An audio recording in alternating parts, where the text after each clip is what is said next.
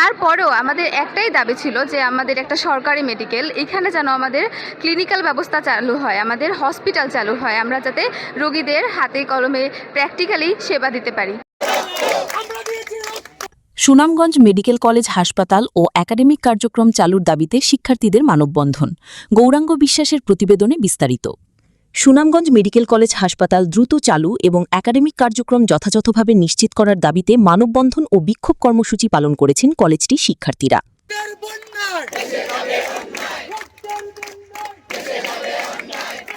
রবিবার সকাল 9:30টায় কলেজ প্রশাসনিক ভবনের সামনে থেকে বিক্ষোভ মিছিল শুরু করেন শিক্ষার্থীরা।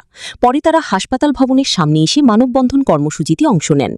শিক্ষার্থীরা অভিযোগ করে বলেন, 2025 সালের 15 এপ্রিল অনুষ্ঠিত আন্দোলনের পর থেকে হাসপাতাল চালুর বিষয়ে বারবার আশ্বাস দেওয়া হলেও এখনও কার্যকর কোনো উদ্যোগ দেখা যায়নি। একই সঙ্গে একাডেমিক কার্যক্রমেও বিভিন্ন ধরনের অব্যবস্থাপনা চলছে বলে দাবি করেন তারা।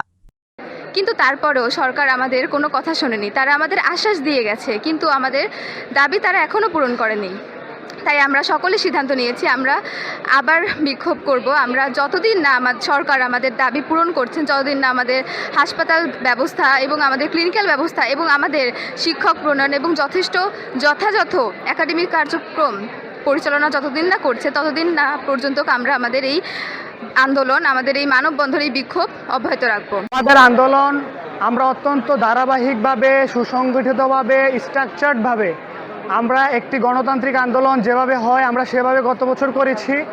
তো আমরা গত বছর আশ্বাস পাওয়ার পরে আমাদের আন্দোলন স্থগিত রেখেছিলাম, কিন্তু বারবার আশ্বাস পাওয়ার পরেও যেহেতু আমাদের হচ্ছে না, আমাদের এই আন্দোলন চলবে। আমরা ঘোষণা করেছি আমরা অনির্দিষ্টকালের জন্য আমাদের কার্যক্রম, একাডেমিক কার্যক্রম, সকল কার্যক্রম আমরা বন্ধ রেখেছি এবং এই আন্দোলন দিন থেকে দিন প্রতিদিন কঠোর থেকে কঠোরতর হবে। মানববন্ধনে অংশ নেওয়া শিক্ষার্থীরা জানান, পর্যাপ্ত ক্লিনিক্যাল ক্লাসের অভাব, হাসপাতাল চালু না হওয়া এবং শিক্ষার পরিবেশ নিশ্চিত না হওয়ার কারণে তারা চরম অনিশ্চয়তার মধ্যে রয়েছেন।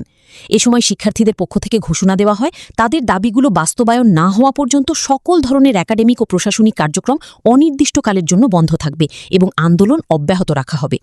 বিক্ষোভ কর্মসূচিতে বক্তব্য রাখেন সিনিয়র ব্যাচের শিক্ষার্থী তোফায়েল আহমেদ, রাফাত রেজা আকাশ, সুরাইয়া আক্তার স্মৃতি ও ফারজানা। এছাড়াও বিভিন্ন ব্যাচের শিক্ষার্থীরা মানববন্ধনে অংশগ্রহণ করেন। শিক্ষার্থীদের একটাই দাবি, দ্রুত হাসপাতাল চালু, নিয়মিত ক্লিনিক্যাল ক্লাস নিশ্চিত এবং সুনামগঞ্জ মেডিকেল কলেজের শিক্ষা কার্যক্রমকে পূর্ণাঙ্গ ও কার্যকর করা।